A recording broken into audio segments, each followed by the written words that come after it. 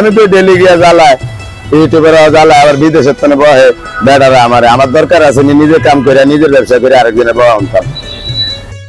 আচ্ছা মিজান ভাই, অনেকেই কমেন্ট করে বলে বিদেশ থেকে কি আদৌ আপনি টাকা পান? আমাদের একটু বলেন না খুলে। আমার ওই যে আপনাকে অফিসে আর ওই যে মোবাইলে আমার সেট করলে আইবেন, আমি তো মিছা কথাই কম, হয়তো 2-1 হাজার টাকার কথা কম, 10-20 লাখ দিলে কমু, এটা আপনার না রেটের ভাই কইব তো কখন নাও না ইয়ার কেন না লাগে। আমি তো নেওয়ানোর টার্গেট নাই, আর নিবো না এই ব্যবসা বাদ।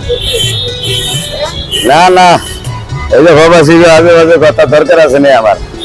আমি হারলে একজনে খাওয়াবো, না হারলে নাই, তাই না হাসিয়া লাভ নাই। নিজের ইজ্জত নিজে লগে লয়ে আর ঘুরি, এটাই বালা নষ্ট হওয়ার আগে হইব হইব। আঙ্গ জমি আঙ্গ মাহবিজ চালে লইব নাই, এটাই আর কি সমাধান না হয়ে যাইব। ঘরে কি মান নামের জমি নেই, বাপ দাদার জমি একারে তো অর্ডার দিয়ে একটা কাম করে আমার হেডেও আইজা নাই। তো আজ শুক্রবার সকাল সকাল মিজান ভাইয়ের দোকানে প্রচুর পরিমাণে মানুষজন চলে এসেছে এবং দেখতেই পারতেছেন তার রান্না বান্নার গতিও বেশ ভালো, কারণ আজকে সে খুশি।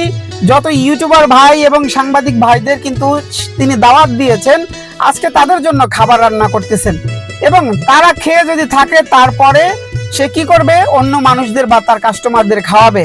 তো আমরা দেখতেই পারতেছি, দেখেন মিজান ভাই কত কিছু করে একা হাতে।